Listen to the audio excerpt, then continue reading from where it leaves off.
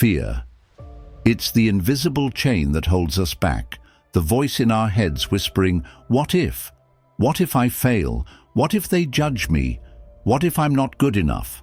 Sound familiar? Let me ask you this. How much of your life have you already given away to fear? You see, fear isn't just an emotion. It's a thief. It steals your time, your dreams, and your peace of mind. But here's the twist. It doesn't have to. Today, we're diving into something ancient yet revolutionary. A Stoic guide to overcoming fear. And no, this isn't about becoming a robot or suppressing your feelings. It's about mastering them. What if I told you that the key to courage isn't fearlessness, but understanding fear itself? Intrigued? Good. Stick around, because we're not just talking philosophy. We're talking actionable steps you can take today to reclaim control and start living boldly. By the end of this video, you'll see fear for what it really is. A paper tiger. Ready to tear it down? Let's get started. Number 1. Embrace the catastrophe. Here's the truth. Fear has a knack for inflating itself, doesn't it? It's like that one friend who tells you they've had the worst day ever because they spilled coffee on their shirt. Dramatic, exhausting, and impossible to ignore. But here's the bold idea I'm throwing at you today. What if, instead of running from your fear, you stared it in the face and said, "All right, show me your worst"? Sounds counterintuitive, right?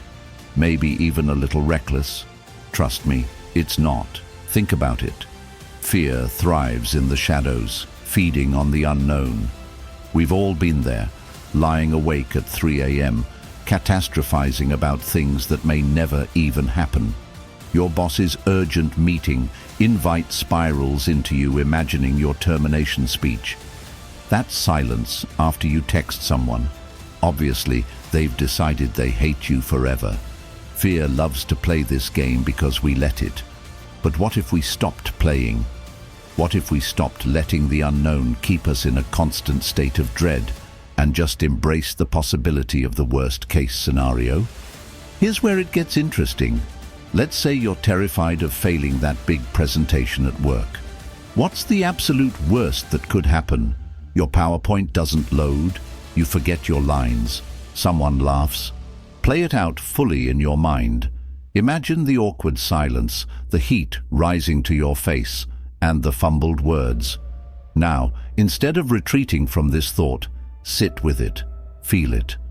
What would you actually do in that situation? Apologize, crack a joke, move on. You see, when you strip away the mystery, the fear loses its power. It's like turning on the light in a dark room. Suddenly, that terrifying shadow is just a pile of laundry on the chair. I'll tell you a quick story. A few years ago, I was invited to give a talk at a local event. Sounds exciting, right? Except I was consumed by this gnawing fear that I'd freeze in front of a crowd. So, I decided to take my own advice. I imagined myself standing there, blank-faced, the crowd waiting in awkward silence. And then I imagined saying, "Well, this is awkward. Guess we're all just going to sit here and stare at each other." It made me laugh. I realized even in my worst-case scenario, I could handle it. When the actual day came, I felt oddly calm, almost as if I'd already lived through the fear. And you know what? The talk wasn't perfect, but it was real. People connected to that.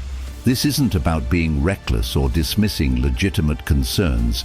It's about reclaiming your peace of mind by stripping fear of its drama. When you embrace the catastrophe, you take away its ability to control you. You're no longer the passive victim bracing for impact. You're the proactive thinker, ready for whatever comes. So, here's the takeaway. Don't give fear the power to paralyze you.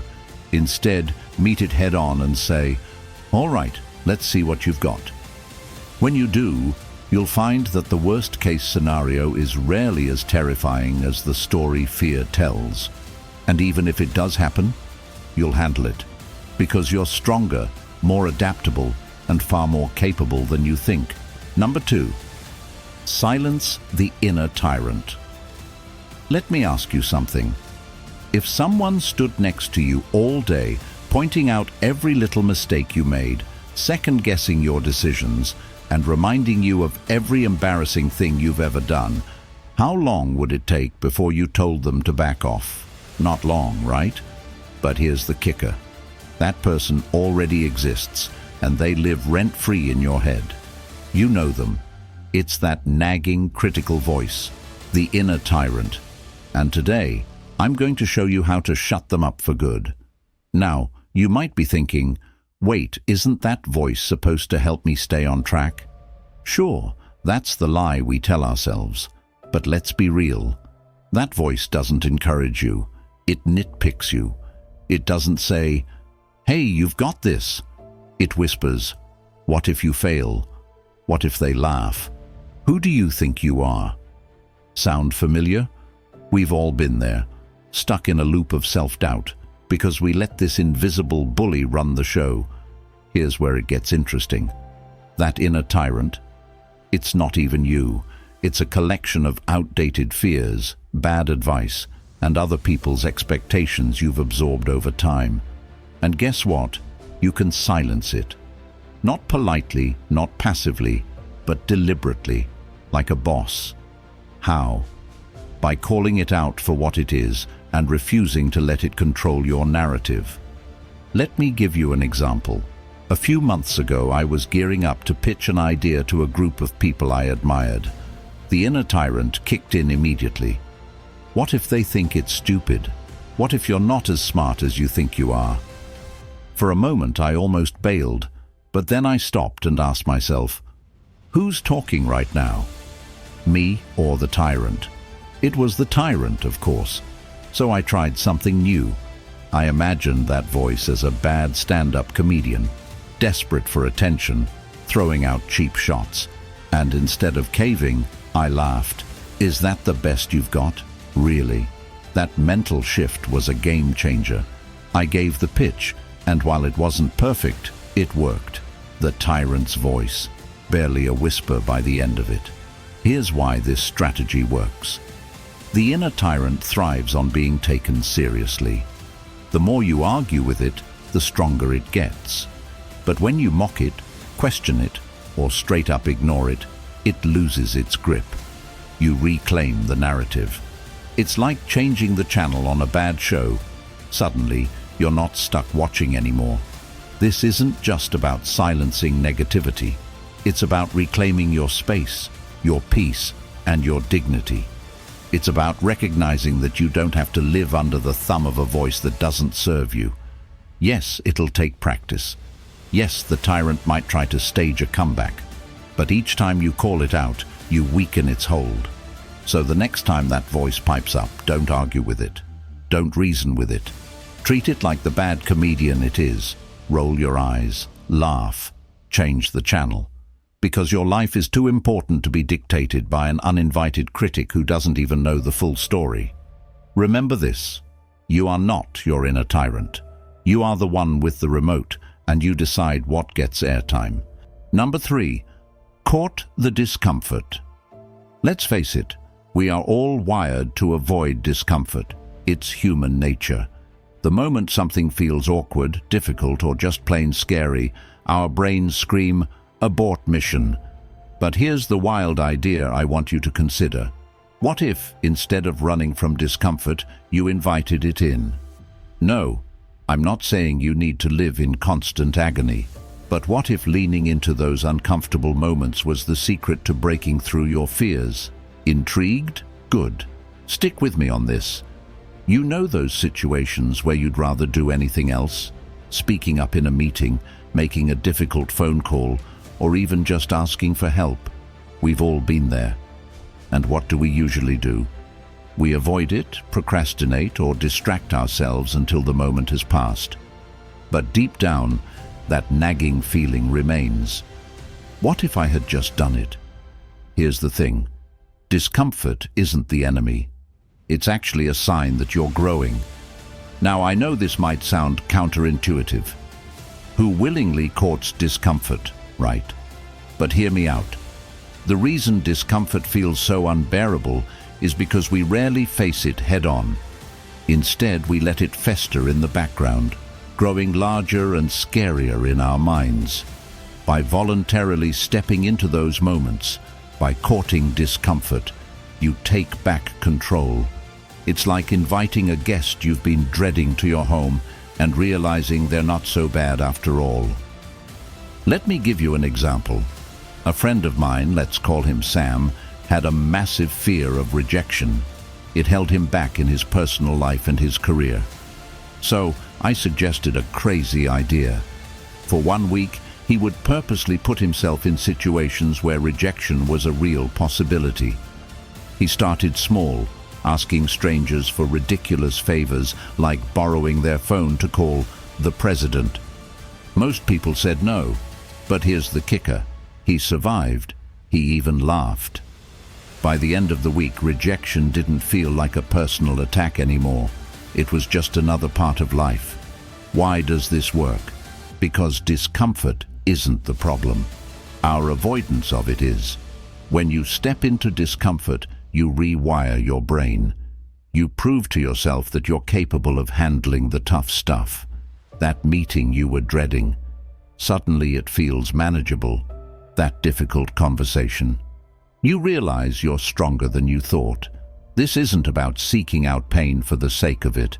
It's about reclaiming your power in situations where fear tries to hold you back. It's about recognizing that discomfort is a necessary part of growth, not a sign to retreat. When you court discomfort, you stop being its victim and start being its master. So, the next time you feel that pang of unease, don't run from it. Lean in. Take a deep breath and ask yourself, what's the worst that can happen? Chances are, it's not as bad as you think. And even if it is, you'll come out the other side stronger, braver, and more resilient. This is your life, your growth, your journey. Don't let the fear of discomfort dictate your story. Court it, embrace it, and watch how much stronger you become. Number 4. The fear fast. What if I told you that fear, the one emotion we spend our lives running from, could actually be starved out of existence?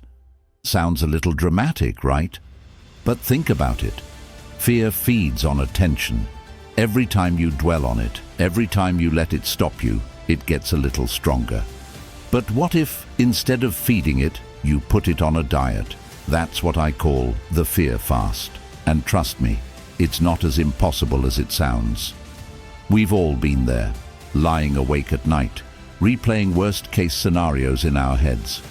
What if this happens? What if I mess up? What if I'm not enough? Fear thrives in those moments, turning tiny worries into full-blown monsters. But here's the thing. Fear isn't some unstoppable force. It's more like a plant in a dark corner. It only grows if you keep watering it. And that's where the fast comes in. The idea is simple but powerful. For a set period of time, maybe a day, maybe a week, you refuse to feed your fears. Whenever a fearful thought pops up, you don't engage with it. You don't argue with it. You don't analyze it. And you definitely don't spiral into what-ifs. You acknowledge it, say, "Not today," and move on. It's like flipping the channel on a bad TV show. Let me share how this played out in my own life. A while back, I had an opportunity to take on a big project at work. The kind of project that could either go incredibly well or spectacularly wrong. The moment I said yes, the fear started whispering, "What if you fail? What if people think you're a fraud?" For days, I couldn't stop obsessing over every little thing that might go wrong. Then, I decided to try the fear fast. Every time those thoughts crept in, I told myself, "You can panic about this after it's done. Until then, focus on what you can control." And you know what? It worked. The project wasn't perfect, but it was a success. More importantly, I didn't waste weeks paralyzed by fear. Why does this strategy work? Because fear gets its power from your focus. The more you engage with it, the bigger it feels. But when you consciously choose to starve it, to not give it the attention it craves, it shrinks. Over time, you start to see fear for what it really is, a shadow, not a wall. This isn't about ignoring legitimate risks or pretending everything's fine. It's about breaking the habit of overfeeding the fears that don't serve you. It's about giving yourself the mental space to act instead of overthinking. Think of it like hitting the pause button on fear, not forever, just long enough to remind yourself who's really in charge. So here's my challenge to you. Try the fear fast for a day. The next time fear starts to bubble up, don't fight it, don't feed it, just let it be. Acknowledge it, then move your focus elsewhere. You'll be amazed at how much lighter, clearer, and more confident you feel. This is your life, your mind, your time. Don't let fear take up more space than it deserves. Starve it, fast from it, and watch it shrink. You're stronger than your fears, and the fear fast is your proof. Number 5. Borrow a mortality lens. Here's a thought that might make you sit up a little straighter. You're running out of time. We all are. And before you click away thinking, great, another reminder of how fleeting life is, let me assure you, this isn't about doom and gloom. It's about clarity, urgency, and surprisingly, freedom. Let's talk about borrowing a mortality lens, a simple mindset shift that can change how you live your life starting today. Now, you might be thinking, why would I want to think about something as heavy as my own mortality? Fair question, but here's the thing. We all have moments when we're stuck in indecision, stuck in fear, or stuck in routines that don't serve us. You know the feeling, endlessly scrolling on your phone, putting off the big decisions, telling yourself you'll start tomorrow. But tomorrow isn't guaranteed. And no, this isn't about being reckless or impulsive. It's about letting the reality of our limited time on this earth sharpen our focus. Imagine for a moment that you were looking at your life through a lens that highlights what really matters. Not the petty arguments, the social media likes, or the endless to-do lists, but the things that genuinely bring you joy, meaning, and connection. That's the mortality lens. It strips away the noise and helps you see what's essential. And here's the twist. It's not about fearing death. It's about using its inevitability as a guide for how to truly live. Let me share how this played out for me.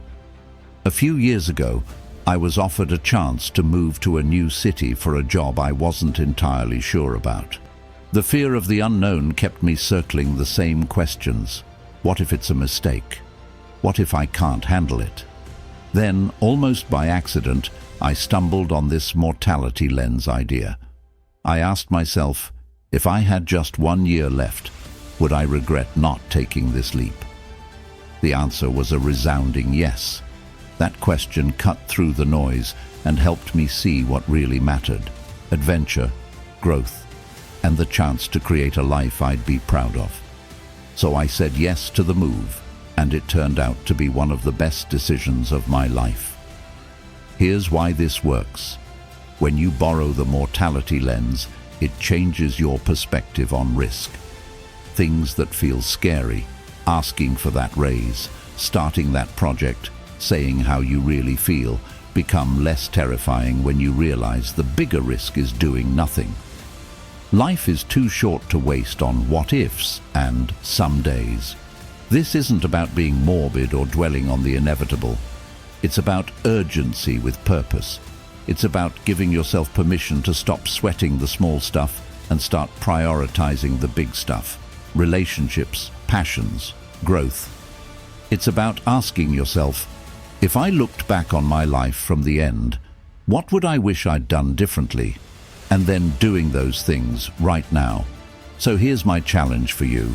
Borrow the mortality lens for a day. Use it to reevaluate one decision you've been avoiding or one situation you've been stuck in. You'll find that clarity isn't as far away as it seems. Life is short, but it's also wide open with possibility. The question isn't how much time you have left. It's what you're going to do with the time you have now. Borrow that lens, focus on what truly matters, and let it guide you to a life worth living. Thank you so much for watching. I truly hope this video gave you a fresh perspective on fear and how you can start mastering it using the timeless wisdom of Stoicism. If you found this helpful or insightful, please give it a thumbs up. It really helps the channel reach more people who might need this message.